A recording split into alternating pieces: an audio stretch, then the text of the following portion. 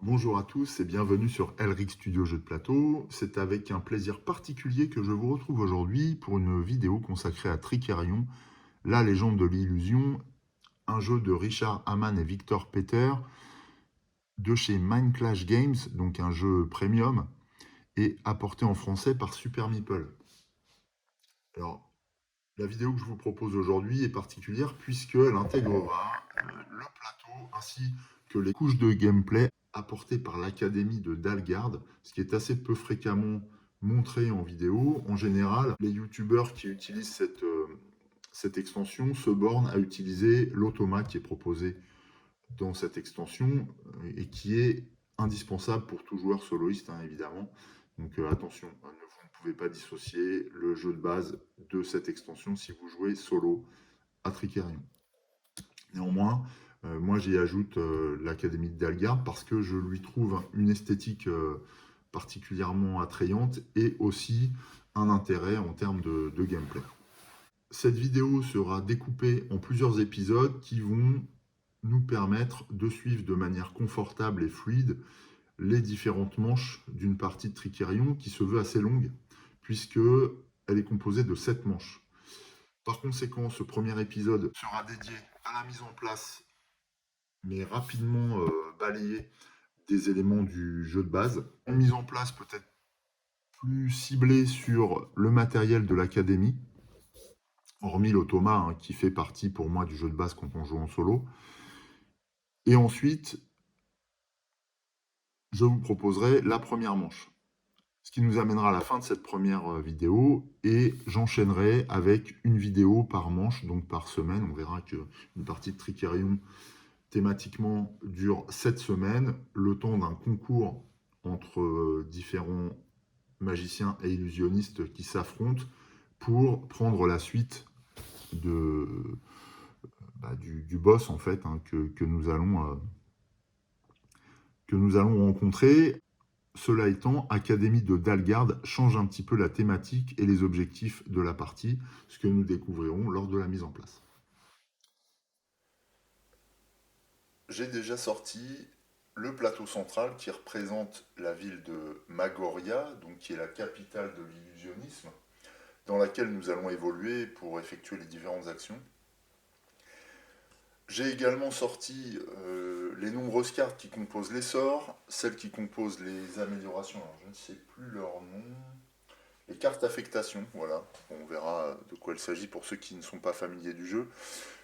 Les pions ressources qui nous permettent de préparer les sorts. Là-bas, les jetons de l'allée sombre, puisque nous jouons avec la face qui comporte l'allée sombre du plateau. C'est indispensable quand on joue avec l'académie de Dalgard.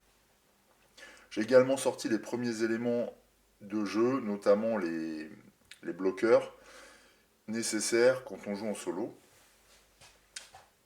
J'ai préparé la pioche des cartes théâtre, donc, qui sont des cartes spectacle et qui sont également propres au solo. Donc là encore, il nous reste de nombreuses choses à faire. De toute façon, je ne vous cache pas que la mise en place du jeu Tricerion est peut-être l'une des plus, je vais essayer d'être nuancé dans mon propos, mais des plus laborieuses qui soient. C'est vraiment l'un des aspects euh, négatifs du jeu, c'est que cette installation est interminable. Interminable, notamment à cause de ces satanés jetons matériaux qui sont affreux à manipuler, à trier quand vous les rangez dans un seul sachet. Enfin, c'est vraiment ce qui me dérange le plus dans Tricerion. Ce n'est pas un jeu qui est totalement exempt de défauts, mais la mise en place, pour moi, c'est le summum. Bref, on reprend avec les éléments qui concernent spécifiquement l'Académie de Dalgard en tant qu'extension s'agissant de l'académie en elle-même. Hein. Je ne parle pas des éléments liés au solo. Donc on a tout ça. Voilà, donc j'ai tout réuni dans une piste AD parce que sinon c'est encore une fois laborieux à manipuler. On a d'abord un beau plateau qui est très très beau et qui représente le bâtiment, enfin les bâtiments qui constituent l'académie, une espèce d'université en fait. Et donc ces bâtiments comportent différentes salles que nous allons rénover, construire. Euh, Point sur lequel je reviendrai tout à l'heure au moment de vous présenter la thématique du jeu.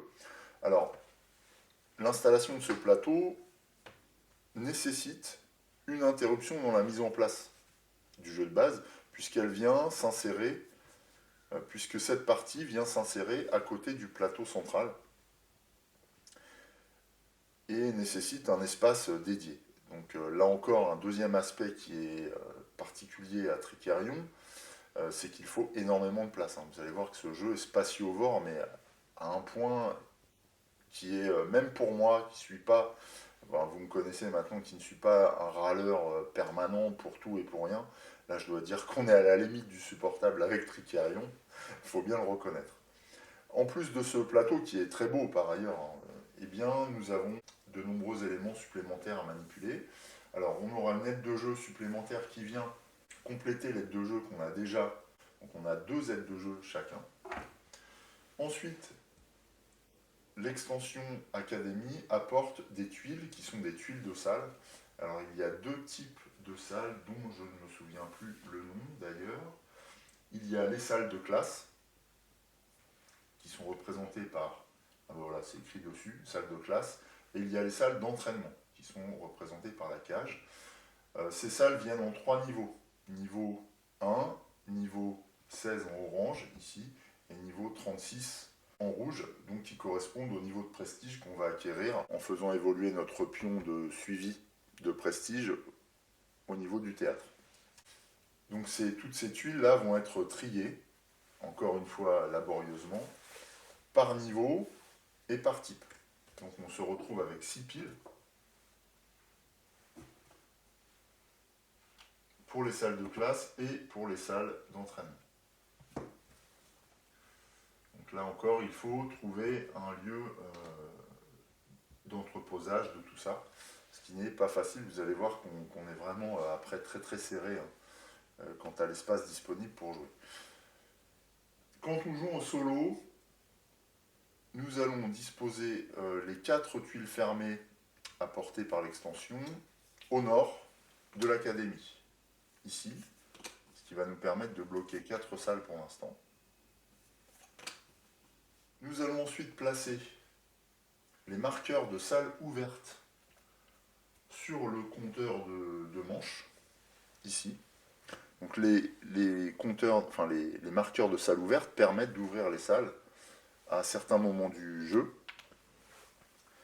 Le premier va se situer sur la 4e manche et le second sur la 6e manche. Voilà, ce qui signifie que c'est à ce moment-là que nous ouvrirons des salles supplémentaires, ce qui nous permettra éventuellement de nouvelles possibilités. J'avais déjà précédemment installé le gros éclat de Tricarion qui signale la première manche du jeu, donc la première semaine du concours. On ajoute ensuite les tuiles secrets. Alors les tuiles secrets sont nombreuses.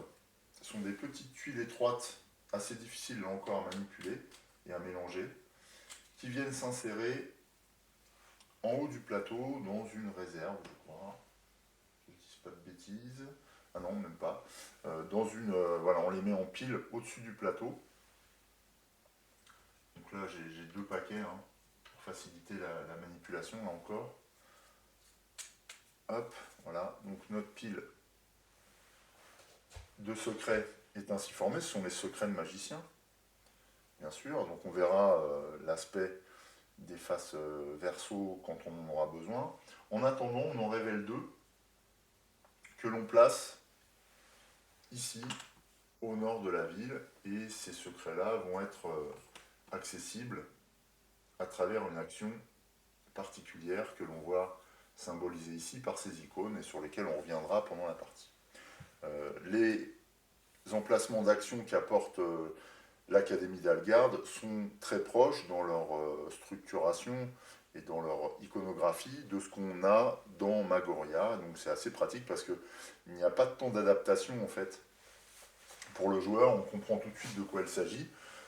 Bien sûr, il y a quelques mécaniques supplémentaires liées aux salles. Cela va nécessiter une petite prise de connaissance des règles, mais sinon, on se retrouve avec un fonctionnement qu'on connaît déjà. À ce propos, puisqu'on joue en solo, on va ajouter 2 bloqueurs à la zone des actions, bloqueurs qui vont bouger, puisque lorsqu'on joue avec l'Académie, on lance un dé bleu supplémentaire avec tous les dés qui nous permettent de positionner les bloqueurs justement du mode solo.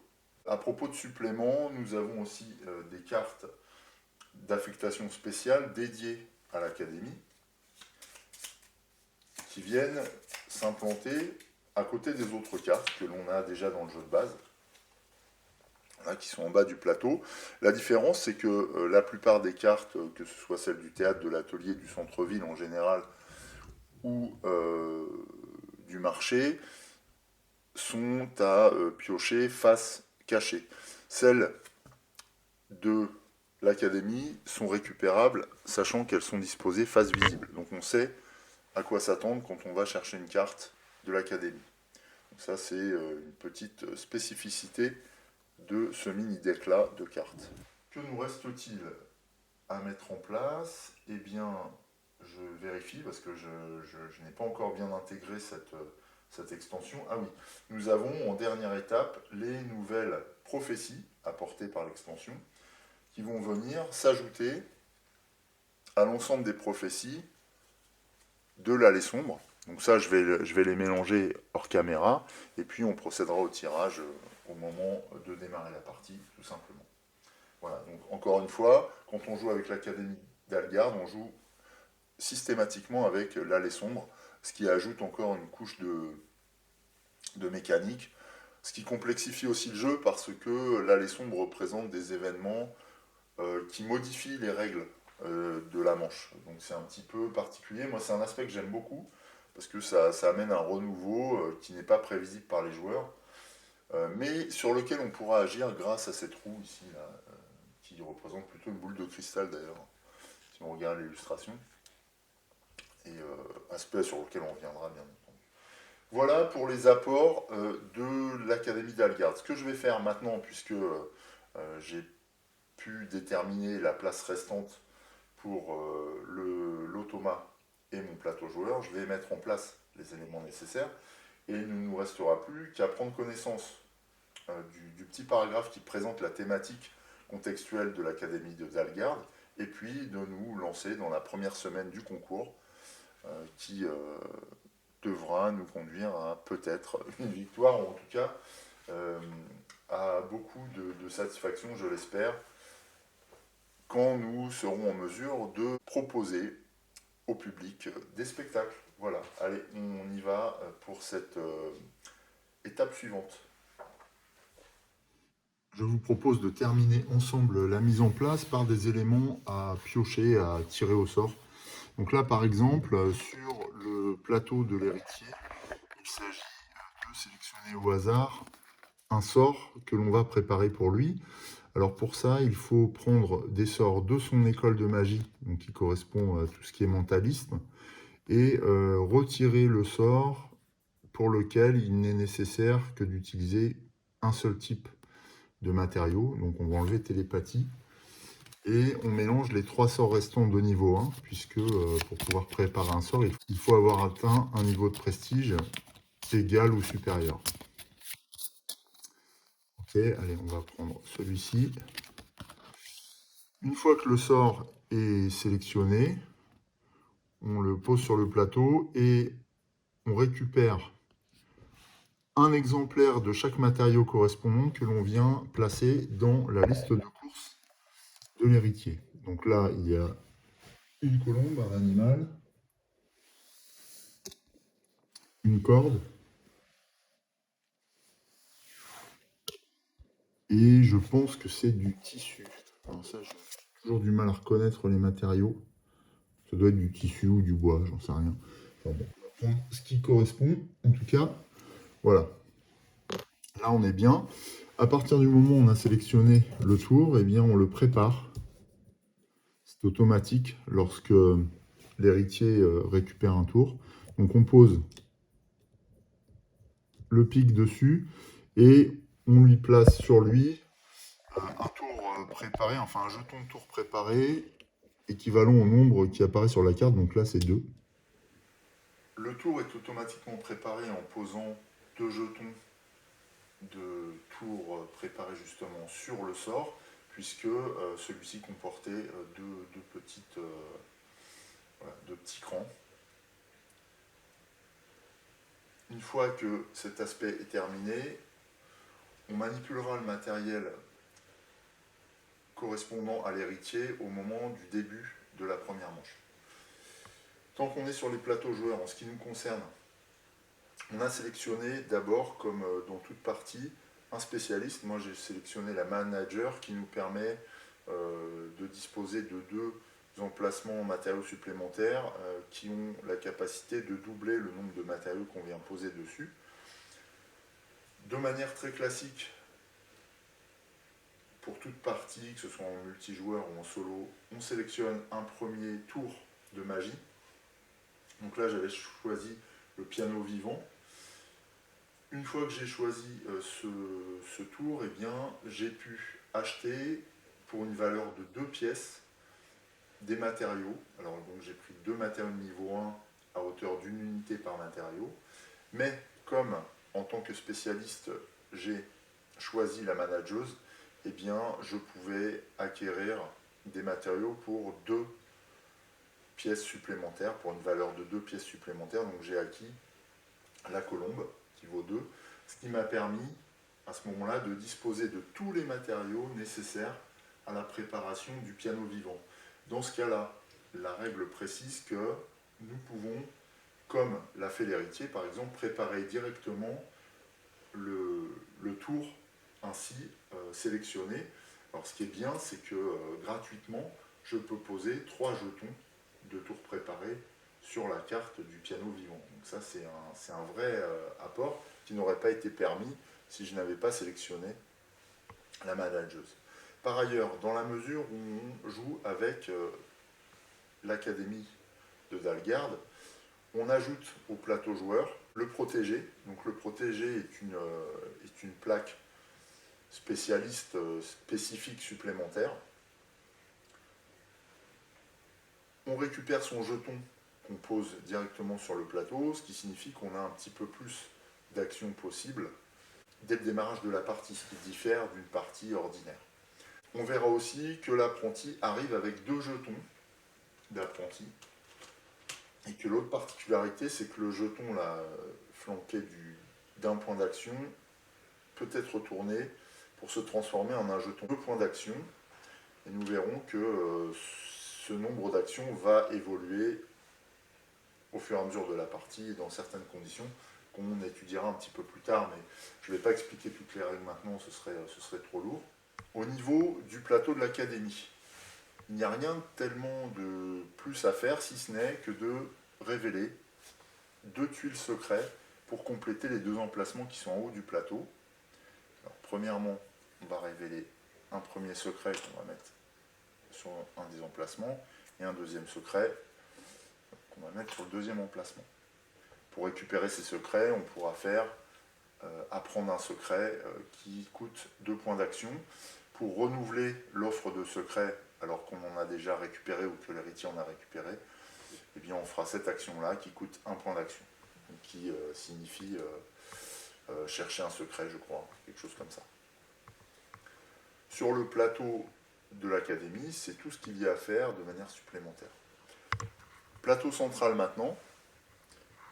En ce qui concerne l'ajout de l'extension académie, on va rajouter sur les tours 4 et 6 2 bloqueurs là, qui servent à nous rappeler que lorsqu'on atteint ce niveau de la partie, on vient débloquer des salles fermées en tout début de partie. Dans la mesure où on joue avec l'allée sombre, on révèle aussi en début de partie 3 jetons que l'on place dans la boule de cristal, la voyante. Premier jeton, là on verra en quoi il consiste à un moment donné. Deuxième jeton et troisième jeton. Je les prends vraiment de manière très arbitraire. Il est à noter aussi qu'on a disposé la nouvelle pioche des cartes de l'académie qui est face visible, mais je crois que je l'ai déjà dit ça. Qu'est-ce que j'oublie d'autre? Tiens, là j'ai un sort de télépathe là, qui est mis dans la résidence de Dalgarde.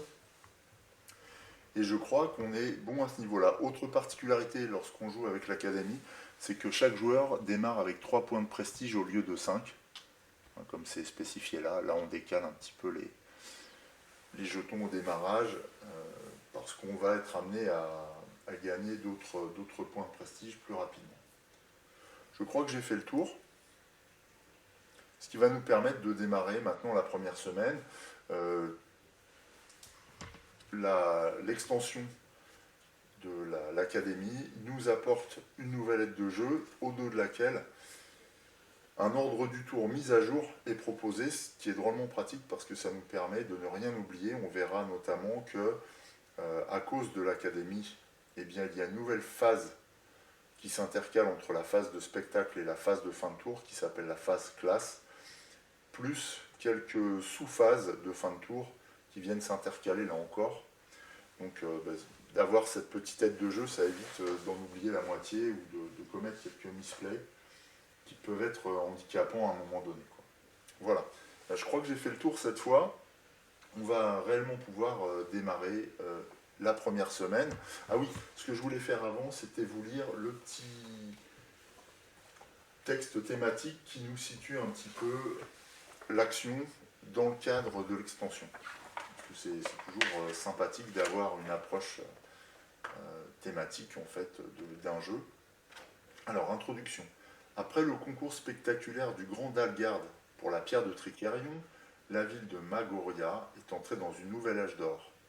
Sous la direction avisée de l'héritier de Dalgarde, vainqueur du concours, la ville est redevenue un centre animé et florissant de magie et d'illusions, avec une nouvelle génération de jeunes magiciens en devenir. Mais maintenant, sans le pouvoir de la pierre de Tricarion, le grand Dalgarde se meurt. Dans ses dernières volontés, il a confié à son héritier une tâche grandiose. Son ancien manoir doit être restauré en tant qu'académie de Magorian, centre d'éducation et de perfectionnement des tours de magie et d'illusion. L'héritier lance alors un appel public à contribution parmi les aspirants magiciens de Magorian. L'académie sera reconstituée grâce à un effort commun, mais celui qui contribuera le plus restera dans les mémoires pour toujours comme le protecteur de Magorian. Donc ce que je trouve sympa dans le scénario proposé par cette extension, c'est qu'on n'est plus trop en train de se tirer la bourre vraiment. On est plutôt là en tant que mécène pour rénover les locaux d'une future école. Et j'aime beaucoup ce principe-là. Je trouve ça vraiment apaisant comme motivation, comme moteur. Ça change d'une course pour laquelle on veut être absolument premier, écraser les autres, meilleur, etc. Donc là, on veut juste être nous-mêmes et contribuer à quelque chose de commun. Donc c'est quand même appréciable par les temps qui courent comme approche. Et je trouve ça sympa, donc j'avais envie de le partager avec vous. Allez, on démarre la première semaine en respectant l'ordre du tour. Alors, comme dans une partie classique, le tour commence par un lancer de dés. Et la seule différence qui vient s'imposer alors qu'on utilise l'Académie d'Algarde, c'est qu'on ajoute le dé bleu au dé du jeu solo. C'est tout. Alors, allons-y pour déjà les dés de lieu. Donc les 6 dés sont jetés classiquement. Oh, bah c'est original comme résultat. Hop. Alors, donc en ce qui concerne les lieux pour le recrutement, on a un assistant et je ne sais plus comment ça s'appelle, ce personnage-là qui correspond à une spécialiste. Je vais zoomer un peu quand même. Hop. On a la possibilité d'acquérir des sorts et que nous pourrons choisir puisqu'on a un point d'interrogation qui correspond à n'importe quelle école. Et on obtient dans la banque 5 ou 4 pièces selon le moment où on va récupérer ces actions. Voilà pour les lieux du centre-ville. On jette ensuite les dés correspondant aux jeux solo qui vont nous permettre de positionner les bloqueurs sur chaque lieu. Voilà. Alors, on va commencer par l'académie, tiens, justement. Alors, l'académie, eh bien, on positionne les bloqueurs là comme ils sont positionner maintenant, c'est-à-dire qu'on les met au milieu des positions de joueurs. Donc je vais laisser le dé ici. Dans le centre-ville, les bloqueurs vont être positionnés à droite, ce qui signifie qu'on a les emplacements les plus lucratifs avec le plus de points d'action disponibles, ce qui est plutôt pas mal pour démarrer la partie. Au marché, là c'est un peu différent. On va avoir l'emplacement le plus lucratif bloqué et un emplacement plus imbloqué. C'est-à-dire que là, on a peu de points d'action disponibles supplémentaires. Au niveau de l'allée sombre, ce sont les deux positions de droite qui sont bloquées pendant ce tour. Et au niveau du théâtre, et bien là, alors au niveau du théâtre, il faut bien positionner la flèche, ce sont les deux extrémités de la semaine. Donc le jeudi et le dimanche sont bloqués.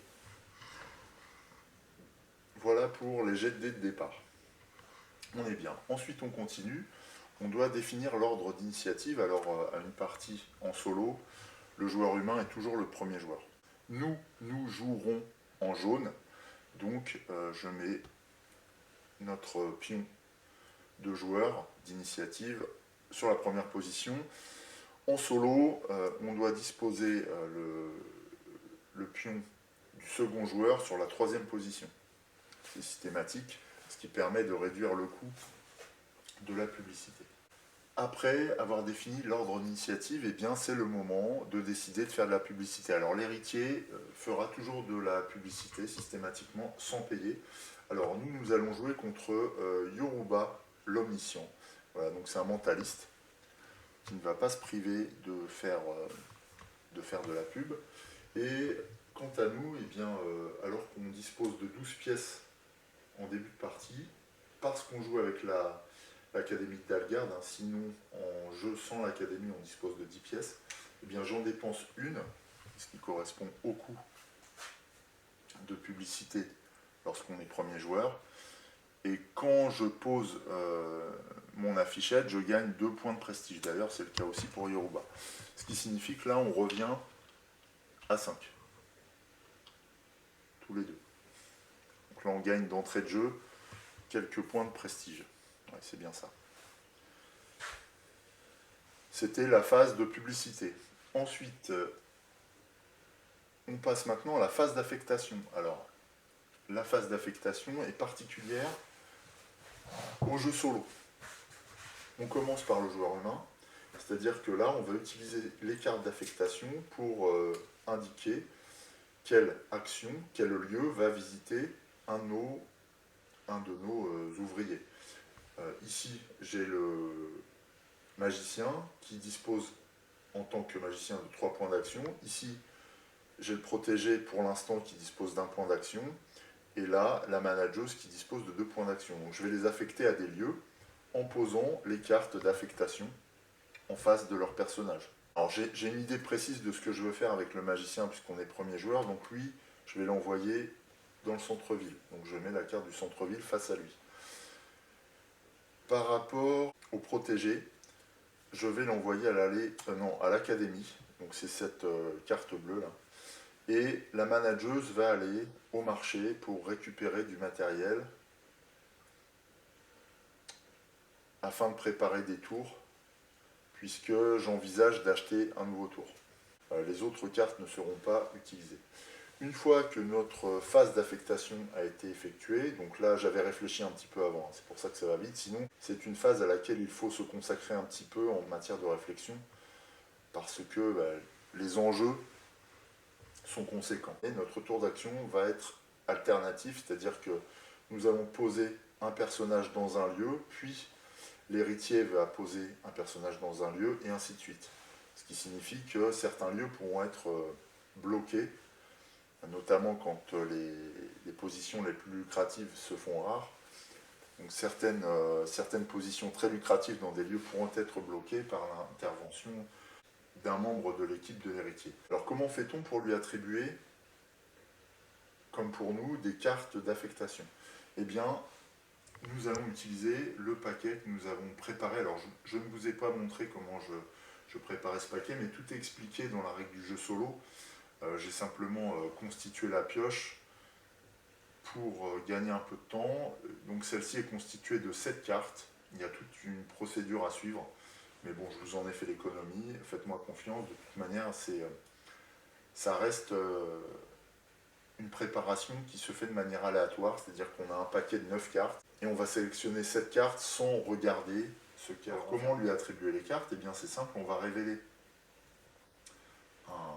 une carte qui s'appelle des cartes de plan, voilà, des cartes plan de l'héritier. À son tour, on révèle la première carte et on la positionne soit en haut, soit en bas de son plateau, sur cet emplacement de plan, là, en fonction de l'icône présentée sur la carte. Donc là, cette carte-là s'appelle une carte de... Alors je ne sais jamais, parce qu'il y a deux cartes. C'est une carte préparée, je crois. Non, c'est une carte installée. Voilà, c'est ça. Donc c'est une carte installée. Ça revient à préparer des spectacles, donc à effectuer toutes les phases préalables à un spectacle. Comme on le voit, elle dispose d'un petit icône en haut, d'ailleurs qui reprend l'icône de préparation des tours. Et on vient la positionner sur la position du bas afin que l'icône vienne en face de l'icône préparée présent sur le plateau. Voilà, là, comme ça, on est sûr de ne pas se tromper. Comme on a posé cette carte en bas, eh bien, celle-ci nous permet de voir quelles sont les priorités d'action qui vont être celles conduites par les différents ouvriers de l'héritier. On va voir ça dans le détail. Pour l'instant, il nous suffit, maintenant qu'on a révélé la planification, de positionner les cartes en face du bon personnage de gauche à droite. Donc on a le centre-ville qui est sous le magicien, l'académie qui est sous le protégé, en fait c'est dans l'ordre.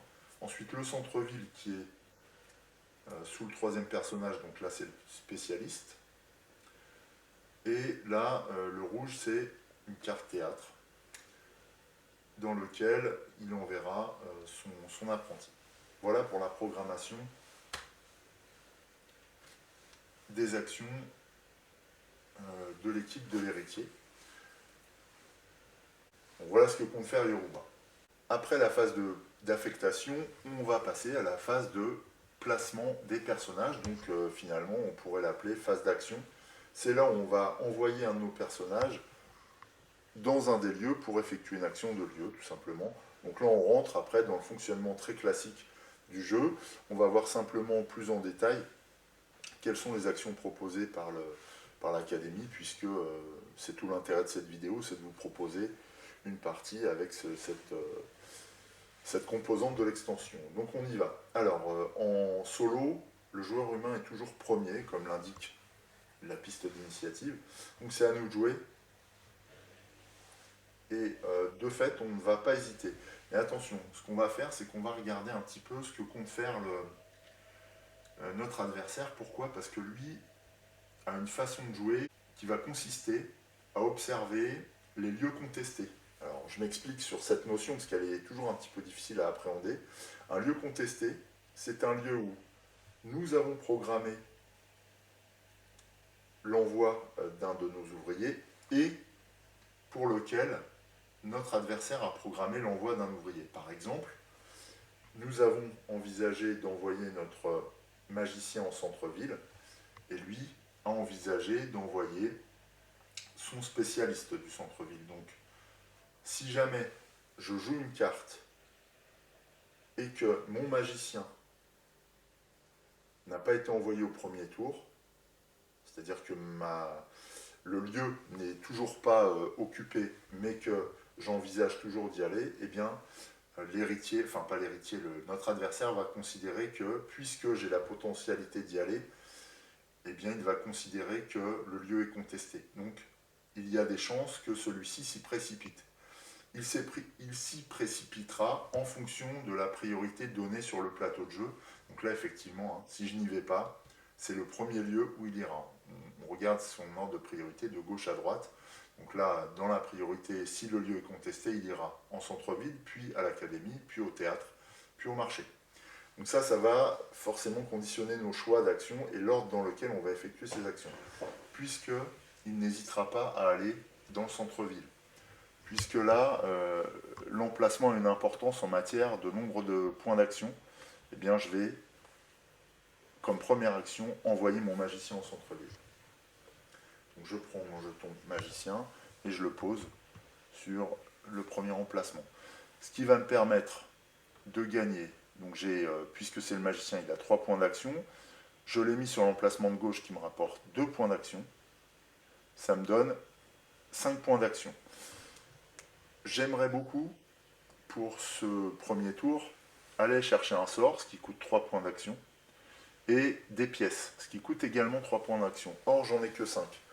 Sauf que, ce qui est super dans le centre-ville, c'est qu'on peut gagner un point d'action supplémentaire en dépensant une pierre de Tricérion.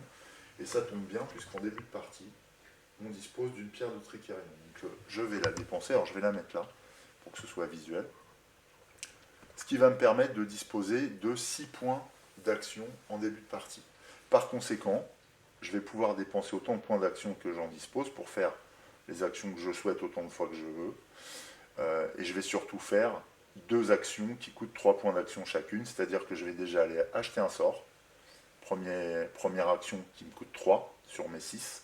Donc je vais aller acheter un sort et je vais pour ça regarder un petit peu ce qui est proposé dans la première carte de spectacle. On voit que la première carte de spectacle permet de préparer alors c'est pas un sort, c'est un tour d'ailleurs, ce sont des magiciens, pas des mages. Donc les magiciens peuvent préparer des tours et créer des enchaînements. Alors ça on verra en détail comment ça fonctionne, grâce à des tours de mécaniciens ou on s'appelle d'illusion. L'œil là, c'est un tour d'illusionniste. Donc je vais sélectionner un des deux. Je vais privilégier le mécanicien simplement parce que si je parviens à enchaîner un tour de mécanicien avec un autre tour de mécanicien, je gagnerai le bonus là. Et ce bonus, on le voit là, qui est dans le milieu du centre, correspond à une pierre de Tricérion. Et on vient de voir qu'une pierre de Tricérion, ça sert à augmenter la portée d'une action, donc c'est très très important. Et par ailleurs, ça compte aussi comme des points de victoire en fin de partie, donc on ne va pas hésiter à aller chercher ça. Par ailleurs, les pièces, c'est très important, puisque on verra que dans le déroulement du tour, il faudra payer notre personnel, ce qui semble logique, hein. Sinon notre niveau de prestige et notre réputation en pâtira fortement. Par conséquent, les 6 points d'action vont me permettre d'acheter un sort. Quand on achète un sort, eh bien, on sélectionne le dé que l'on utilise. Là, peu importe, puisque la phase de dé est la même. Je vais prendre, j'avais déjà regardé un petit peu ce que j'allais faire avant de nous lancer. Donc je vais prendre l'évasion au pilori, qui est un sort mécanicien, donc qui potentiellement peut être connecté ici pour créer un enchaînement et me rapporter une pierre de Tricérion. C'est un tour qui est assez facile à faire, puisqu'il n'a que 2 matériaux nécessaires. C'est un sort que je peux acheter, c'est un tour que je peux acheter puisqu'il est de niveau 1. Or, mon niveau de prestige est actuellement de 5. Quand j'acquiers ce tour, eh bien, je le mets dans mon atelier. Je lui affecte un petit symbole de tour. Donc là, je vais lui mettre le pic. Et voilà. Alors, ce tour a la particularité de me rapporter des pièces et une pierre de Tricérion quand je parviens à le programmer et à le réaliser au cours d'un spectacle. Donc voilà, on va partir là-dessus. Il me reste 3 points d'action. Avec ça, je vais me diriger vers la banque et je vais récupérer les 5 pièces là, qui me seront utiles plus tard pour faire autre chose, notamment pour faire des achats au marché, ce que j'ai prévu de faire dans la foulée pour rapidement préparer ce sort. Donc j'ai récupéré 5 pièces simplement. Alors les pièces d'une valeur de 5 sont les pièces dorées. Donc voilà pour ma deuxième action d'un coup de 3 points d'action. Je peux défausser la pierre de Tricérion et mon tour d'action s'achève comme ça.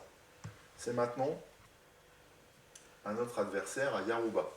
Alors, puisque je suis allé au centre-ville, Yaruba considère que le lieu n'est plus contesté, c'est-à-dire que je ne pourrai plus y aller, donc il n'aura pas de surprise, il n'y a plus d'enjeu en fait, il peut y aller quand il veut, sans problème. Moi je n'ai pas d'autre carte d'affectation centre-ville, donc il n'y a pas de risque que je le concurrence là-dessus. Il va plutôt regarder où les lieux sont contestés en fonction de sa liste de priorité. Alors lui c'est centre-ville, puis académie. Effectivement, académie, il a programmé d'y envoyer son protégé, et moi j'ai programmé d'y envoyer mon protégé aussi. Donc ce qui va se passer, eh bien, c'est que là, il va se précipiter évidemment à l'académie pour utiliser le meilleur emplacement. Donc ça ne nous arrange pas, hein, parce que à ce moment-là, eh bien, il récupère 2 points d'action supplémentaires. Donc son protégé aura 3 points d'action à l'académie. On regarde, comme pour n'importe quelle action, ce que vont lui permettre de réaliser ces 3 points d'action. Pour ça, on examine le tableau là. Donc avec 3 points d'action, nous on joue en mode facile, ça je ne l'ai pas précisé. Eh bien, Yaruba gagne une action dans l'académie. Voilà, on voit une fois une action. Comment sélectionne-t-on cette action? Eh bien, dans la règle du jeu solo, on va à la page de l'académie et on vérifie l'ordre de priorité des actions de Yaruba, en l'occurrence, là, alors c'est pas l'héritier.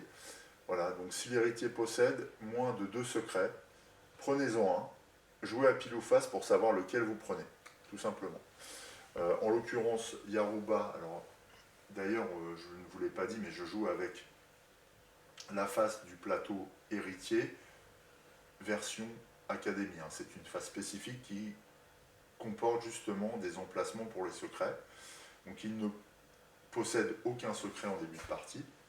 Donc là, il va aller en chercher un. Pour ça, on va tirer à pile ou face. C'est pour ça que j'ai mis une petite pièce de 1 euro là, sur la table. Hop, je la lance. Et donc, il obtient une face. Donc moi, je fais pile ou face. Donc là, il va prendre la deuxième tuile. Voilà, je fais dans l'ordre en fait. Et je suis bien embêté d'ailleurs parce que ce secret lui permet de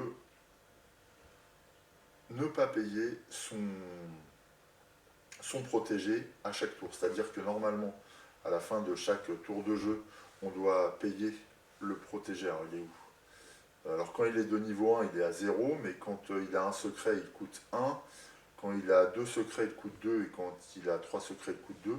Et bien grâce à cette tuile, en fait, on ne le paye jamais. Il est toujours volontaire et travaille gracieusement. Donc là, cette tuile est récupérée par Yaruba. Quand on récupère un secret pour l'héritier, enfin pour le plateau de l'héritier, on la pose sur l'emplacement et on voit que cela débloque une capacité nouvelle pour l'héritier, puisque les secrets, en théorie, vont sur le plateau de l'héritier et renforcent ses capacités. Et donc, désormais, l'héritier de Yaruba n'aura plus 1 point d'action, mais 2. Ce qui signifie que, eh bien, on tourne son jeton. Et celui-ci restera sur 2 jusqu'à ce qu'il récupère un autre secret. Alors là, évidemment, pour ce tour-ci, ça n'aura pas lieu d'être. On ne va pas utiliser le point supplémentaire, mais pour autant, eh bien, le Yaruba désormais a un protégé plus puissant. Voilà en ce qui concerne le tour d'action à l'académie pour Yaruba. Son tour d'action est terminé, c'est de nouveau à nous. Alors évidemment, j'avais programmé la visite de l'académie, ce n'est plus une priorité, je vais plutôt envoyer mon manager, qui est un lieu contesté, puisque lui enverra son magicien là-bas. Je vais plutôt envoyer ma manager au marché, tout de suite, ce qui va me permettre d'utiliser l'emplacement avec plus 1 point d'action, ce qui signifie que là j'ai 2 plus 1, 3 points d'action. Je peux également augmenter de 1 en dépensant un point de Tricarion, une pierre de Tricarion, mais je n'ai plus de pierre de Tricarion là pour l'instant. Donc là, je dispose de 3 points d'action. Mon objectif, c'est d'acquérir les matériaux manquants pour préparer ce tour. Alors, de quoi je dispose comme matériel déjà pour préparer une évasion en pilori? Alors, on a besoin, je crois que c'est du bois ou de l'acier, je ne sais jamais, ça doit être du bois. Je dispose pour l'instant d'une unité de bois et il m'en faut 2. Donc ce que je vais faire, je vais acheter une unité de bois, considérant que ce que je peux acheter est présent dans les stocks du marché. On le voit là, grâce à ces pions posés sur le plateau en début de partie, ce sont toujours les mêmes. Et ce sont toujours des matériaux de niveau 1, on le voit avec le petit 1. Le niveau des matériaux détermine leur coût d'achat. Chaque matériau là coûte une pièce. Moi j'ai envie d'acheter un, alors je sais plus, oui je crois que c'est du bois. Je vais acheter un bois. Je pourrais tout à fait négocier en dépensant un point d'action pour réduire le coût. Sauf que on ne peut pas réduire un coût d'achat d'un matériau à moins d'une pièce. Donc je ne négocie pas, je paye ma pièce tout simplement. Donc là j'avais récupéré des pièces à la banque, j'en dépense une et je peux récupérer un matériau. Alors je ne le prends pas dans le marché, hein. Le stock signifie qu'il y a pas mal de matériaux disponibles de la nature indiquée. Ah non, c'est pas ça, je me suis trompé là, non? Ah oui, c'est du bois, c'est le même prix. Donc je récupère, voilà, c'est ça plutôt. Donc à ce moment-là, j'ai le droit d'empiler. Soit si c'est un nouveau matériau, je le mets sur un emplacement différent. Si c'est le même matériau, j'ai le droit d'empiler le nouveau acheté sur la pile créée précédemment. Donc là maintenant j'ai 2 en bois. J'ai dépensé un point d'action. Il me reste 2 points d'action. Je veux également acheter du fer, enfin du métal. Parce que évasion du pilori nécessite du métal. Il y a du métal dans le marché qui coûte 1. J'ai besoin, si j'observe l'évasion du pilori, de 2 unités de métal. Donc je vais pareil acheter 2 unités de métal, c'est-à-dire que je vais dépenser 2 pièces. Sauf qu'il me reste 2 points d'action. Donc ce que je vais faire, je vais négocier le prix. Je vais négocier le prix. Quand on dépense, alors négocier le prix, c'est où? C'est là, voilà. Négocier, c'est cette case-là. Pour un point d'action, je peux réduire de 1 pièce le coût d'achat d'un matériau, hein, pas de plusieurs. Donc là, puisque je voulais acheter 2 unités de métal pour 2 pièces, alors je peux acheter 2 unités de métal avec un seul point de matériau, un seul point d'action. En fait, on utilise un point d'action par matériau acheté, quel que soit le nombre d'unités. Et donc là, il me restait bien une unité d'action. Donc je dépense aussi une unité d'action pour réduire le prix d'une pièce, ce qui signifie qu'au lieu de dépenser 2 pièces, eh bien, je vais en dépenser qu'une pour acquérir. Donc là, je dépense une pièce de 5 et j'en récupère 4. Pour acquérir 2 unités de fer. 1 et 2. Ce que je vais stocker ici. Alors j'aurais pu aussi, et je me demande d'ailleurs si c'est ce que je vais faire. Non, je ne vais pas le faire. J'aurais pu aussi stocker mon fer ici. Mais comme j'ai assez d'argent finalement, et que j'ai négocié avec mes points d'action supplémentaires, je n'ai pas besoin de négocier plus. Donc là, voilà, j'ai payé 2 unités de fer pour une pièce et c'est très suffisant. Ce qui va me permettre au tour prochain de préparer mon évasion du pilori grâce à tout le matériel que j'ai rassemblé. Donc c'est parfait. J'ai dépensé tous mes points d'action, donc ma phase d'achat au marché est terminée. C'est de nouveau à Yaruba. Yaruba regarde s'il y a des lieux contestés. Alors il n'y en a plus vraiment puisque l'académie où j'ai encore la possibilité d'envoyer un de mes ouvriers, lui, est un lieu qu'il a déjà occupé. Et dans tous les autres lieux, je n'ai plus d'ouvriers disponibles. Donc il n'y a plus aucun lieu contesté. Par conséquent, il suffit d'appliquer les actions dans l'ordre, c'est-à-dire que Yaruba va envoyer quelqu'un, alors centre-ville, voilà, donc il envoie son spécialiste au centre-ville, hop, ça n'a plus d'importance. Son spécialiste a 2 en action plus 1, donc il a 3 points d'action. On va regarder également ce qu'il peut faire avec 3 points d'action. Donc nous, on est toujours en niveau facile, donc avec 3 points d'action, et bien, niveau facile, il peut réaliser, on voit, il y a un dé de symbolisé, ce qui permet de dire qu'il il réalise une action finalement. Il va choisir un dé. Alors, il a aussi un ordre de priorité, c'est-à-dire qu'il va prioritairement suivre ce processus-là. Dans le cas où il a moins de 2 tours préparés du bon niveau, sachant que lui, il a aussi, comme nous, 5 en prestige, il ne peut acquérir que des tours de niveau 1, et bien, considérant qu'il n'en a qu'un dans son atelier, il va aller dépenser une action pour acquérir un tour.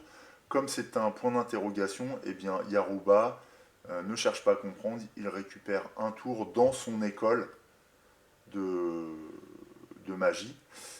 Lui, c'est son école de mentalisme. Voilà. Donc une fois qu'il récupère un tour de mentalisme, eh bien on met le dé sur sa face croix visible. Alors comment opère-t-il pour récupérer un tour de mentalisme?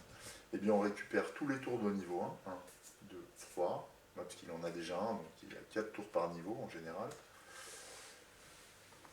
Et il va en sélectionner un au hasard. Seulement avant ça, on doit systématiquement retirer les tours pour lesquels il n'est nécessaire que d'utiliser un type de matériau. Donc la télépathie ne sera jamais préparée par Yaruba. Donc je peux la remettre tout de suite dans la résidence d'Algard. Et je vais devoir choisir parmi ces 2 cartes. Pour choisir parmi ces 2 cartes, je vais lancer un dé, ce qui sera quand même préférable plutôt que de mélanger 2 cartes. Donc je vais faire dans l'ordre 1, 2, 3, 4, 5, 6. Allez, c'est parti. Donc 4, 1, 2, 3, 4. Donc Yaruba sélectionne la fenêtre sur l'autre monde. Il le place dans son atelier. Alors il y a un ordre de placement. L'autre sort est remis dans la résidence de Dalgard, sans problème. Dès je le retourne. Alors, je vous disais qu'il y avait un ordre de placement. Quand notre adversaire acquiert un nouveau tour, l'ordre de placement dépend dans l'ordre de priorité, du nombre de points de prestige que le tour rapporte quand il est joué. Donc là, on voit que Fenêtre sur un autre monde rapporte au magicien 3 points de prestige contre 2 points de prestige à main spirituelle. Dans ce cas-là, on arrête de comparer et on décale main spirituelle vers la droite et on met Fenêtre sur l'autre monde le plus à gauche possible, puisque c'est ce tour-là qu'il va privilégier en matière de programmation future au théâtre. Quand on a posé le tour que vient d'acquérir Yaruba, eh bien on lui affecte un symbole, donc là on va lui affecter le cœur de manière totalement arbitraire, et il sera automatiquement préparé. Mais avant ça, quand Yaruba acquiert un nouveau tour, eh bien, il récupère l'ensemble des matériaux nécessaires à sa préparation et les place dans sa liste de courses. Donc là, en l'occurrence, il y a un miroir. Donc c'est un matériau de niveau 3. Il y a une burette d'huile, là, matériau de niveau 2. Alors lui ne tient pas compte du nombre, hein, et du métal, comme nous. Hop, matériau de niveau 3, de niveau 1. Voilà sa liste de courses. Mise à jour en fonction des sorts. Puisqu'il dispose de cette liste de courses, on considère qu'il peut préparer le sort. Par conséquent, on va placer 2 jetons de sort préparés correspondant à son symbole sur la carte, puisque celle-ci nous dit que ce sort peut être préparé à hauteur de 2 jetons, puisqu'on voit 2 silhouettes de jetons, par son possesseur. Donc 1 cœur, 2 cœurs. Hop. Voilà. Yaruba a préparé sa fenêtre sur l'autre monde, il est prêt à le jouer. Je regarde, est-ce que j'ai bien tout récupéré? Oui, c'est bon, on est bien. Yaruba a fini son action, donc c'est à nous. Nous, il nous reste un seul un seul ouvrier disponible, c'est le protégé que nous avions prévu d'envoyer à l'académie. Donc on l'envoie. Alors c'est beaucoup moins bien que ce qu'on avait prévu, puisque à l'académie, on va forcément utiliser l'emplacement avec 0 point d'action supplémentaire, c'est-à-dire que notre protégé n'a qu'un point d'action. Avec un point d'action, il n'est pas question d'acquérir de secret. Par contre, on peut compléter, on peut chercher un secret, c'est-à-dire en révéler un là sur la case vide. Il n'est pas question non plus de rénover une salle, ça coûte 2 points d'action pour ce symbole-là. Il n'est pas question non plus d'enseigner de la magie, puisqu'il n'y a pas de salle rénovée pour l'instant qui nous permettrait de le faire. Et il n'est pas question non plus de s'entraîner, puisqu'il n'y a pas de salle qui nous permet de le faire. Donc pour l'instant, nous ne sommes pas capables de faire autre chose que d'aller chercher un nouveau, enfin que de chercher dans ces locaux délabrés des secrets qui seraient cachés par Dalgarde avant qu'il quitte le métier. Donc c'est ce qu'on va faire. Je vais dépenser un point d'action pour révéler une nouvelle tuile secret. Hop. Et là, on va regarder à quoi elle correspond. Alors toutes les tuiles secrètes, je crois qu'elles sont traduites dans l'aide de jeu. Oui, c'est ça. Elles sont traduites dans l'aide de jeu. Alors nous, la tuile, c'est celle-là. Ouais, celle-ci là. Alors que nous dit cette tuile? Phase placement des personnages. Vous pouvez utiliser la capacité et le plus un point d'action de la carte d'affectation spéciale placée sous votre protégé. Ah, mais je peux l'utiliser pour n'importe quelle action, en fait, c'est ça. Ah oui, c'est fort. Je peux décider de renforcer une action à partir du protégé, mais pour n'importe quelle action et n'importe quel ouvrier. Ouais, c'est puissant. Donc ça, c'est un secret que j'aimerais bien récupérer, par exemple. Ça vous donne déjà un petit aperçu de ce qu'on peut faire. L'académie est surtout là pour renforcer nos actions, dans tous les cas, sauf l'action d'enseigner qui a comme objectif de nous rapporter des points de prestige, mais qui coûte cher quand même, on le verra. Nous n'avons plus aucun ouvrier disponible, c'est de nouveau à Yaruba. Alors, dans l'ordre, eh bien, il a déjà joué au centre-ville, il a déjà joué à l'académie, maintenant c'est au théâtre qu'il va se décider. On voit qu'il va poser son personnage de manière privilégiée, de droite à gauche, quand on est en phase de préparation. Donc, son apprenti va au théâtre et il le pose plutôt le samedi. Alors, il ne peut pas le poser sur un emplacement magicien, il va le poser là-haut, en coulisses. À ce moment-là, eh bien, son rôle va être de programmer, de participer à la programmation d'un tour. C'est-à-dire qu'il va venir compléter un spectacle en venant positionner un jeton de pion préparé sur le Riverside Theater. Lequel des deux choisit-il? Il choisit prioritairement celui de gauche, qui est censé être le plus lucratif. Donc il prend le nombre de jetons selon le nombre de points d'action dont il dispose. Donc là, il a un point d'action plus 0, donc il va pouvoir mettre en place un jeton de tour. Il sélectionne le plus à gauche, donc fenêtre de l'autre monde. Et alors pour positionner les pions de tour préparés, alors là il y a une petite délicatesse parce que le fenêtre de l'autre monde est un tour de type mentaliste, donc c'est ce symbole là avec les 3 vagues. Et par conséquent, il est obligatoire de venir poser ce symbole dans un des cercles dessinés sur la carte. On ne peut pas le poser ailleurs que dans un cercle, il doit être nécessairement connecté. Or, comme nous, Yaruba va essayer de créer des enchaînements. Pour créer un enchaînement, il faut, autant que possible, poser un symbole en face d'un symbole identique, quel qu'il soit. Donc là, nous, le symbole qu'on cherche à privilégier, c'est le symbole de vague. Et on va essayer de le positionner dans un rond, dans un cercle, mais face à un autre symbole de vague. Or, on voit qu'il y a 1, 2, 3 cercles, et dans aucun des 3, il n'y a de vague. Donc déjà, là-dessus, on est marron. Donc ce que va faire Yaruba, il va être malin, il va essayer de pivoter le jeton pour caler son sort dans un cercle, par exemple ici, de sorte que l'un des icônes rencontre un icône identique. Par exemple, ici, il essaye de mettre le symbole de vague en bas pour faire correspondre l'œil à l'œil. Or, en l'occurrence, l'œil est en face, donc ça ne correspond pas. Si on le met ici, ça ne va correspondre à rien. Mais c'est possible. Il peut faire ça. Hein. Si on le met ici, ce n'est pas possible puisque, enfin c'est possible, mais toujours est-il que là, ça ne va pas matcher, donc il n'y aura pas d'enchaînement. Le fait qu'il n'y ait pas d'enchaînement rapporte moins à Yaruba, donc lui, il faut qu'il se débrouille pour chercher des enchaînements.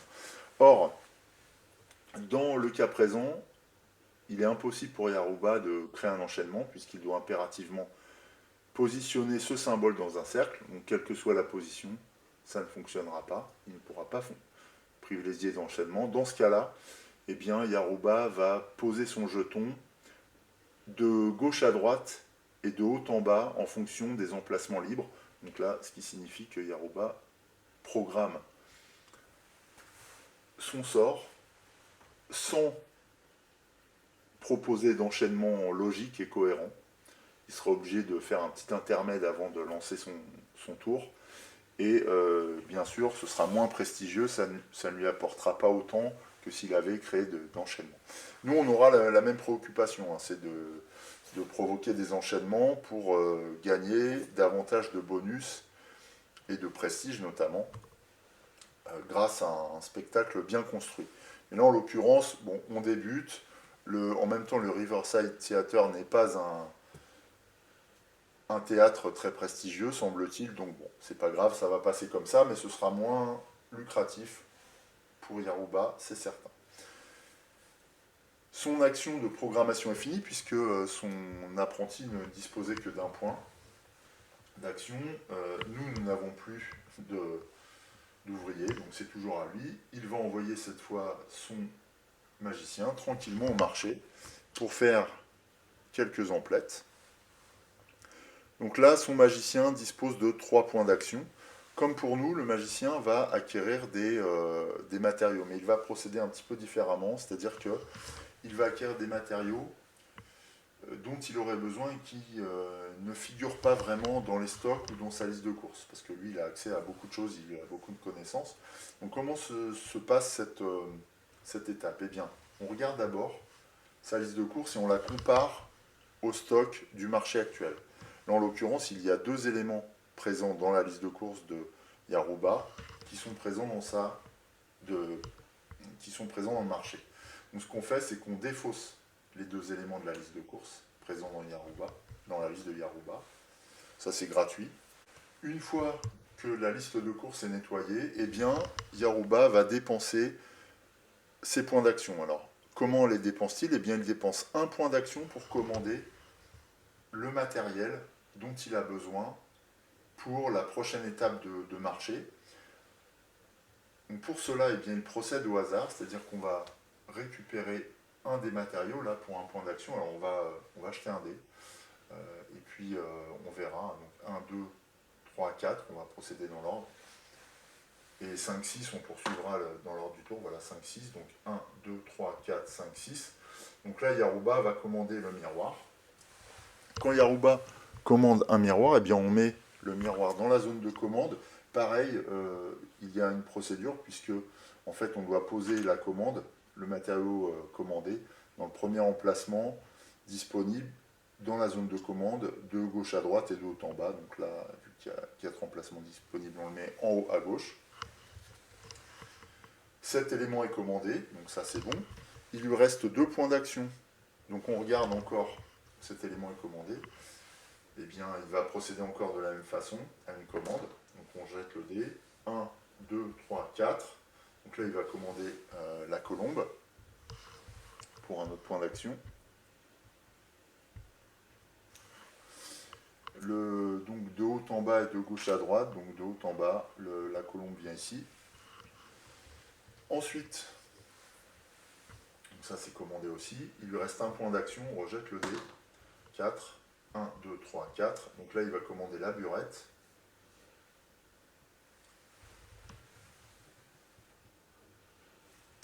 cette fois, on le met en bas à gauche.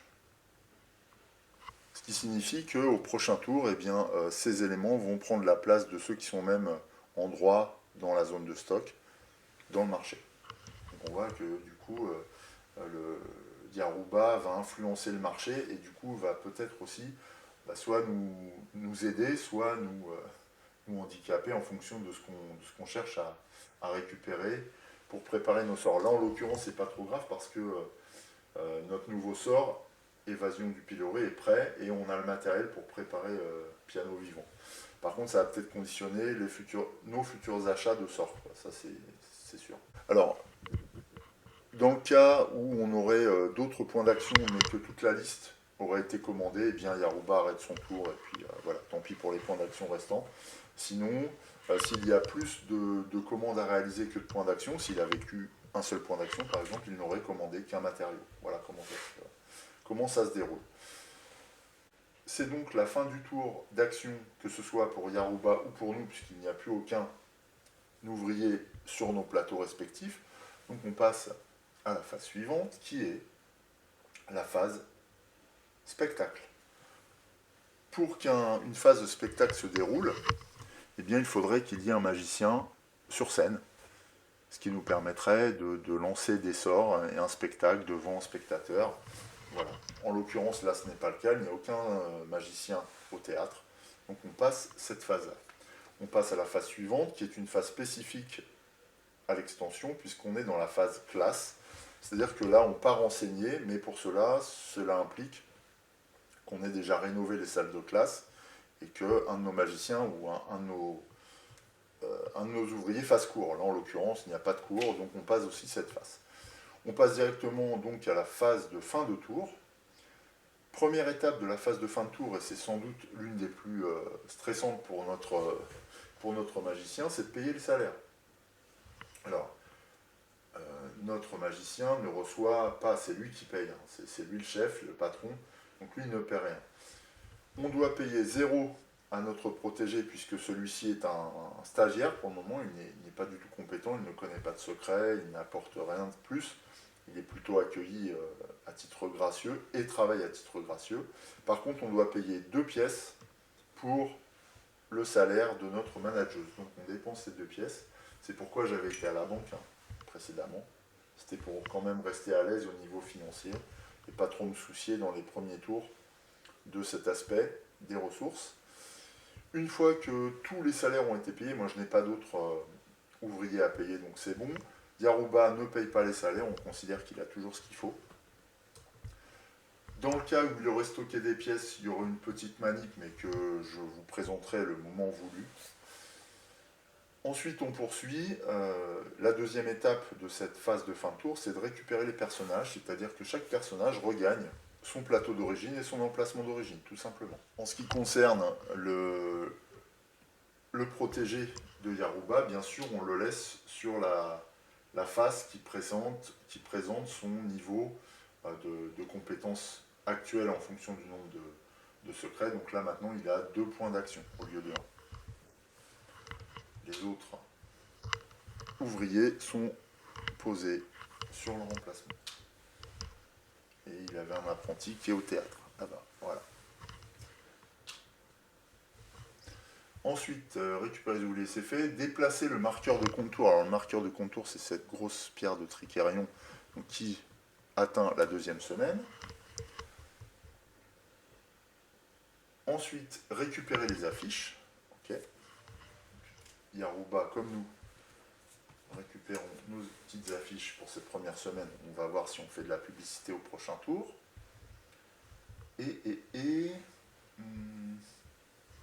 Ensuite, déplacer... Ah oui, déplacer les prophéties. Alors, effectivement, on n'a pas parlé de l'allée sombre pour l'instant, mais à plus forte raison parce que celle-ci n'était pas vraiment active. C'est-à-dire qu'on a révélé des prophéties, mais celle-ci n'était pas rentrée en action au premier tour, il n'y en a jamais. Par contre, là, maintenant, en fin de manche, eh bien, la prophétie située la plus à gauche arrive en zone active, c'est-à-dire que désormais ce pouvoir sera applicable, on va voir de quoi il s'agit, et les autres tournent dans l'ordre, dans le sens des aiguilles d'une montre, et on réalimente la boule de cristal avec une nouvelle prophétie. Sachant qu'à l'intérieur de cette pioche, je crois que je l'ai dit lors de l'installation, mais j'ai ajouté cette prophétie amenée par l'Académie d'Algard. Alors, la prophétie va nous permettre lors du prochain tour d'ajouter un point d'action pour chaque apprenti placé dans un lieu. Donc autant vous dire que c'est ultra puissant, et le problème c'est que nous on n'a pas d'apprenti. Par contre ça va profiter à Yarouba d'entrée de jeu, puisque lui il a un apprenti, donc sa valeur d'action est de 2, grâce à l'allée sombre. Alors l'allée sombre c'est ça, c'est des modifications de règles en fait simplement, mais qui sont ponctuelles et sur lesquelles on pourrait agir à condition d'aller faire des actions dans l'allée sombre. Voilà. Alors on va agir dessus en fonction de l'opportunité que ça crée ou du frein que ça génère vis-à-vis de notre activité, ça dépend. Après l'allée sombre, qu'est-ce qu'on fait? Eh bien, on défausse les cartes affectation spéciales. Alors là, il n'y a aucune carte affectation spéciale. Les cartes affectation spéciales sont celles qu'on récupère ici. Et pour ça, il faut aller dans l'allée sombre, justement. Et on va aussi défausser toutes les cartes d'affectation en général sur nos plateaux. Voilà, on va défausser la carte de planification de Yarouba. Je vais la mettre ici dans une défausse. Et pareil pour nous, je remets ça dans notre réserve. Ensuite, défausser les secrets restants et placer 2 nouvelles tuiles. C'est-à-dire que là, malheureusement, les secrets révélés. Alors c'est très dommage, hein, parce que si j'avais eu 3 points d'action, j'aurais pu récupérer ce secret. Ouais, j'ai pas pensé. Après, j'ai pas encore beaucoup d'expérience, j'ai fait qu'une partie avec l'académie, donc je me souvenais pas qu'on défaussait les secrets. Bah, c'est pas grave, je m'en souviendrai maintenant. Voilà, je défausse les secrets, j'en révèle 2 nouveaux. Alors je vais prendre dans la pioche la plus riche. Je le mets en haut, hop. Donc voilà, un premier secret, on va voir de quoi il s'agit, et un deuxième secret. Alors, ce deuxième secret, je le connais. Là, quelle que soit la carte d'affectation du protégé, celui-ci peut être affecté au théâtre quand il est joué. Ça, je la connais, celle-ci. De plus, celle-ci, je ne la connais pas. Quand le protégé va au marché, et quand on projette d'acquérir des matériaux, eh bien, on peut prendre n'importe quel matériau à condition de payer plus 1 par rapport à son coût. Alors je vais vérifier, est-ce que c'est n'importe quel matériau de l'offre ou n'importe quel matériau de la réserve générale? Je pense que c'est ça. Et ça, c'est hyper puissant. Du coup, ça va m'intéresser aussi. Parce que déjà, ça renforce la puissance de mon apprenti. Et en plus, ça me permet de me débarrasser d'un problème lié à la rotation du marché. Quand on veut acquérir un sort, de ne pas disposer des bons matériaux. Alors il y a des solutions, mais c'est des solutions lourdes et coûteuses, quoi. On va vérifier ça tout de suite. Est-ce que c'est bien ça? Est-ce que j'ai bien interprété? Ouais, c'est celui-là. Marché. Votre protégé peut acheter des matériaux non disponibles au marché. Le prix de ces matériaux est augmenté d'une pièce. Ouais, ça signifie aussi que c'est mon apprenti qui va au marché. C'est lui spécifiquement. Les secrets renforcent effectivement les capacités des protégés, spécifiquement. Là, vous avez déjà découvert 4 secrets possibles. On mesure tout de suite la portée de ces capacités, quoi. Elles sont assez énormes. Et de ce point de vue-là, même si on n'a pas encore examiné toutes les possibilités qu'offre l'Académie d'Algard, on est déjà sur une nouvelle dimension extrêmement riche, hein, avec un apport conséquent sur le jeu, quoi. Ça c'est clair. Et que ce soit en solo ou en multi. Voilà, c'était la dernière phase de cette fin de tour. Donc, on va procéder à une nouvelle semaine, à la préparation d'une nouvelle semaine. Pour ça, on va lancer les dés, ensuite on va définir l'ordre d'initiative. Et ce que je vous propose, c'est qu'après cette deuxième phase de définition de l'initiative, eh bien, on mettra fin à cette première vidéo, puisque là, j'ai vraiment détaillé pas à pas toutes les actions que j'ai réalisées, afin que, pour ceux qui ne connaissent pas du tout le jeu, vous puissiez appréhender le fonctionnement de celui-ci, notamment des actions, combien de points d'action je pouvais dépenser, comment. Je vous ai même montré le renforcement des actions grâce aux pierres de Tricérion, Voilà, j'ai vraiment détaillé. Je pense qu'à compter de la deuxième semaine, je vais aller un petit peu plus vite sur les réalisations des actions. C'est-à-dire que je ne détaillerai que les nouvelles actions qui potentiellement seront réalisées par mon magicien ou Yaruba, et ce qui nous permettra de dérouler la partie de manière de plus en plus fluide, ce qui sera en plus beaucoup plus agréable à visionner, je pense. On y va, on va préparer cette seconde semaine. Alors moi, c'est un moment que j'adore, la préparation d'une seconde semaine. Vous allez voir qu'il y a aussi un petit aménagement lié au jeu solo. Donc comme lors de la première manche, on va lancer les dés, les 6 dés de lieu, donc les dés noirs, gris et blancs, hop, on les relance et on les replace sur leur lieu respectif. Alors là, là ça va pas être pareil, il y a des croix hein, au niveau de l'acquisition des sorts. Il n'y aura qu'un type de sort, ce seront les sorts mécaniques que nous pourrons acquérir. Par contre, la banque reste bien garnie, 4 et 5. Et au niveau du recrutement, il ne sera possible que de recruter un apprenti. Donc on a relancé les dés du centre-ville, c'est bon. Maintenant, nous avons à relancer les dés liés au solo. Pour cette étape du jeu, et parce qu'on est à la deuxième semaine, et ce sera valable pour toutes les nouvelles semaines à jouer, eh bien on choisit les dés à relancer. C'est-à-dire qu'on va en sélectionner 2 uniquement. Donc, par exemple, je vais relancer le marché parce que, en l'occurrence, là, les emplacements ne me plaisent pas, ils sont assez peu lucratifs, donc je vais relancer le marché. Comme je décide de relancer le dé du marché, je vais l'indiquer par ce marqueur-là que je positionne sur le lieu en question.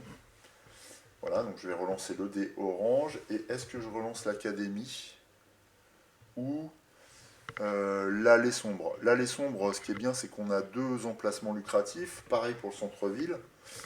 Le théâtre, pour le moment, ça me convient. Donc je vais plutôt relancer l'académie pour essayer d'avoir des lieux un peu plus lucratifs aussi. Ce qui veut dire que là encore, je vais signaler le lancement de ce dé par un jeton spécifique. Je récupère les dés, on les lance tout de suite. Hop, ça va nous donner de nouvelles positions pour les bloqueurs.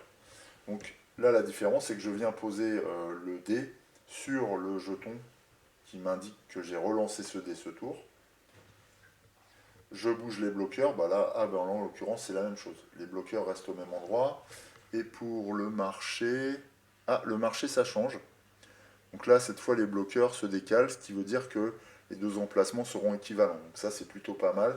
Je ne vais pas être obligé de me jeter sur ces emplacements pour le prochain tour.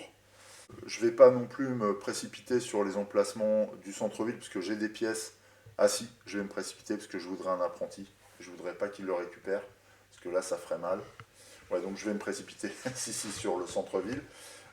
Et je vais aussi essayer d'être le premier à aller sur l'allée sombre. Non, pas l'allée sombre, l'académie. Mais tout ça va dépendre de son plan aussi. On verra, on ajustera. Quoi qu'il en soit, voilà mes deux lieux prioritaires pour le prochain tour. Alors, à quoi servent ces jetons? Eh bien, ils signifient que lors de la 3e semaine, au moment où je vais rentrer dans la phase de lancer de dés, eh bien, je ne pourrai pas relancer ces mêmes dés. Je devrais en choisir 2 autres.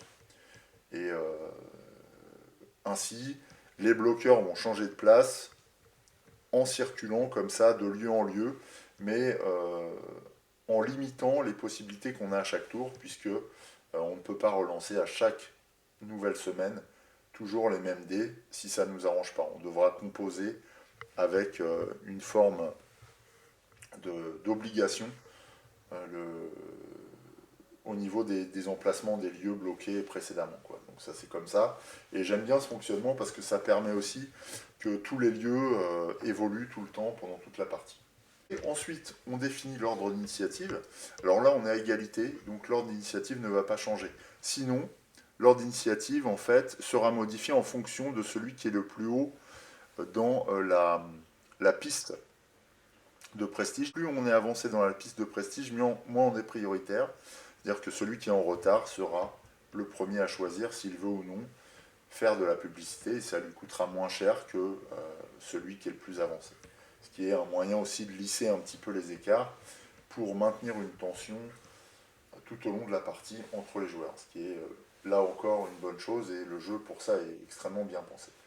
Voilà, ça met fin à notre première semaine d'action et à la préparation de la deuxième semaine. J'espère que mes explications sont restées assez claires, parce que là j'ai conscience que je vous ai abreuvé d'énormément d'informations. C'est la délicatesse du jeu, c'est que celui-ci est extrêmement riche, mais il y a beaucoup de règles. Maintenant, une fois qu'on a compris le fonctionnement du jeu, vous allez voir, c'est de plus en plus fluide, et on est de plus en plus à l'aise au fur et à mesure que les tours avancent. Et ce qui fait que finalement, jouer à Tricerion n'est plus un problème, hein, qu'on utilise ou non l'académie de Dalgard, n'est plus un problème quand on enrichit notre expérience comme ça au fur et à mesure d'une partie. Et de fait, jouer à Tricerion, même en solo, est extrêmement plaisant à partir du moment où on a passé l'étape et l'épreuve de la mise en place. C'est clair et net. C'est tout ce que je voulais vous dire pour aujourd'hui, donc je vous dis à très bientôt pour la suite de cette partie. En attendant, portez-vous bien, amusez-vous, je vous dis à la prochaine fois, je vous embrasse, salut!